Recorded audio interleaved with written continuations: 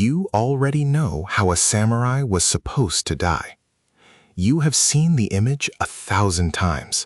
A man in lacquered armor facing another man in lacquered armor, blade to blade, in the open, in daylight, with witnesses. A clean death with a name attached to it. Nobody ever told you what he was actually afraid of. It was not the enemy general. It was not the cavalry charge, or the arrow volley, or the wall of spears. It was the walk home. One of the most powerful men in Japan died exactly the way we are about to describe. He died 11 days after he had made himself master of the country. Not in the battle, after it. In the dark, in a stand of bamboo, a few hours' ride from safety. And the person who killed him owned no armor at all. Let us go back to the moment the battle ends. Picture yourself standing in a field in the 16th century in the hour after a defeat. The lines have broken. The banners that told you where your lord was are gone, trampled into the mud or carried off by someone running faster than you. The noise you remember from the fighting has stopped, and what replaces it is worse. Silence, and your own breathing inside a helmet. You are now what the Japanese called an ochimusha, a fallen warrior, a samurai in retreat. And in that moment, you stop being a soldier and you become something else. You become property. Here is the part of Japanese warfare that almost never makes it into the films. The armies of the Warring States period, the Sengoku Jidai, did not fight over empty ground. They marched through villages. They camped in villages. They ate villages. And the people who lived in those villages were not passive scenery waiting for the samurai to finish their business. They were armed. They were organized. And when an army broke, they went hunting. The word for it is ochimusha-gari, fallen warrior hunting. Villagers, farmers, woodcutters, pack-horse drivers, going out into the hills with bamboo spears and hooked poles and hunting bows to find the men who had just lost. Why would a farmer risk his life to attack a trained warrior? Because that warrior was wearing a year's income. Think about what is actually strapped to your body as you run. A helmet, a cuirass of lacquered iron and leather plates laced with silk cord, which took a craftsman months to make. A sword, which is a bar of refined steel in a country where steel was expensive. A dagger, sometimes coins sewn into clothing, because an army on campaign paid for things. To a village that lived one bad harvest away from starvation, a man in armor stumbling through the bamboo was not a lord. He was a warehouse with legs. And the armies had taught them this lesson themselves. The historian Fujiki Hisashi spent his career on this, and his research reshaped how Japan understands its own warring states. He looked past the generals and studied what soldiers and villagers did to each other on the ground. What he found was an economy. Campaign armies routinely stripped the countryside for plunder, food, tools, timber, and people. The word for it was ranbodori, violent seizure. Soldiers took captives, and captives were sold. Human beings were carried off a battlefield the way rice was. So the villages learned. They fortified. They kept weapons. They negotiated, bribed, and when the moment came, they collected. Do you see what has happened to the picture in your head? The peasant is not underneath this war. He is inside it. We have a rare piece of evidence for how ugly this got, and it is not a document. It is a painting. A pair of folding screens made not long after the summer campaign at Osaka in 1615 for the Lord Kuroda Nagamasa. On one side, you get what you expect: the great battle, the castle burning, thousands of tiny warriors. But move your eye down and away from the heroes, and the screen shows you the other war. Ordinary people being robbed, fleeing soldiers being pulled down and stripped. women and children being seized and dragged off, men going through the dead. Someone painted that on purpose for a daimyo's house as part of the record. It was not a scandal. It was what everyone knew happened at the edge of a battle. Now go back inside the helmet. You are still running. And you now understand the specific, private, unspeakable fear. It is not that you will be killed. You accepted that when you took service. It is that you will be killed badly, by no one, for your equipment. There is no witness who matters. There is no name exchanged. There is nobody to carry word back to your lord or your family or the chronicle that you fought well.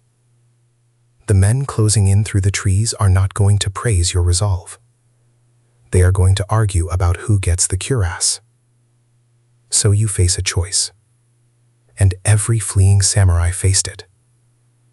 Keep the armor, and you are protected. And you are also glowing like a signal fire, marked as prey to every set of eyes in that valley. Or strip it off, drop the helmet, bury the sword, pull on whatever plain cloth you can find, and become nobody at all. Safe, maybe, and no longer able to prove you are who you say you are. Which would you choose? Hold that question, because it is the hinge this whole story turns on. Now let us go back to the powerful man dying in the bamboo. On the 21st of June, 1582, a general named Akechi Mitsuhide surrounded a temple in Kyoto called Honno-ji and killed his own overlord, Oda Nobunaga, the warlord who had come closer than anyone in a century to putting Japan back together. It was the most audacious act of betrayal in Japanese history. For a moment, Mitsuhide held the capital, the court's recognition, and the future. The moment lasted 11 days. Hideyoshi, one of Nobunaga's generals, force-marched his army back from a campaign in the west and crushed Mitsuhide at Yamazaki on the 2nd of July. Japanese has kept a phrase for how brief that reign was, Mika Tenka, a 3-day rule. It is the language's shorthand for a triumph that evaporates. And then, Mitsuhide ran. He was heading for Sakamoto Castle on the shore of Lake Biwa with a small group, at night, through the hills southeast of Kyoto. Near a place called Ogarusu, in the dark, he was attacked, not by Hideyoshi's army, but by locals. Accounts of the details differ, and the most colorful versions were written down much later, but the core of it was reported at the time.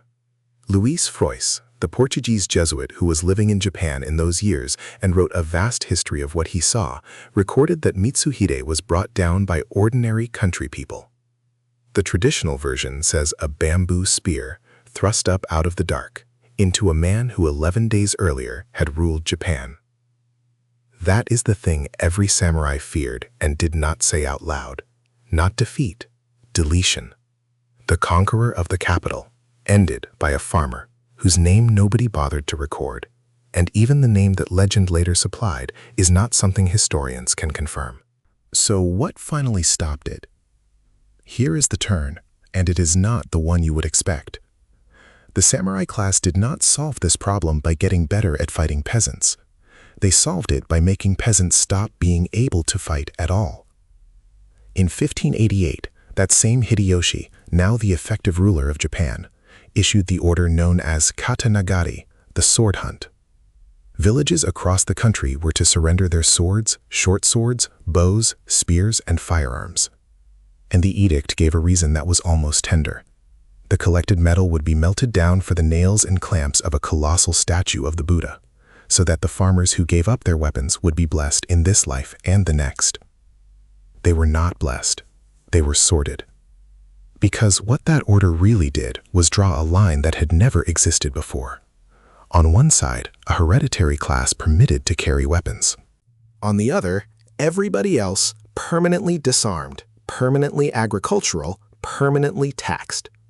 The separation of warrior and farmer, which the Tokugawa regime then locked in place for over 2.5 centuries, was not born from philosophy.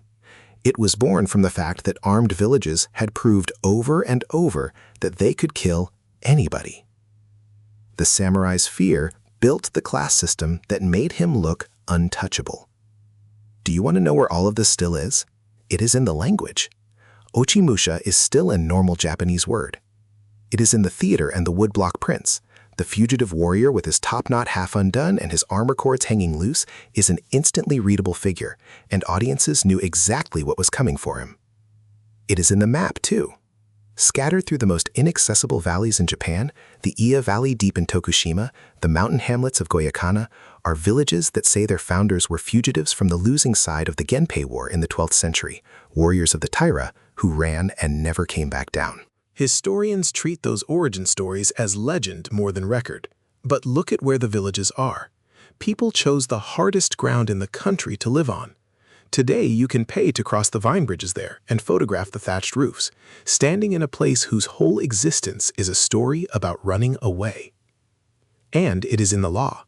Japan today has some of the strictest weapons controls on Earth, and the logic underneath them is the logic of 1588. The right to carry a blade is not a private matter. It is something the state grants and the state removes. So the next time you see that clean image, two armored men, face to face, blade to blade, in daylight, with witnesses, remember that it was never the part they were afraid of. That was the death a samurai hoped for. The one he dreaded had no witnesses, no name, and no sword in it at all. Only a farmer, some bamboo, and the dark on the road home.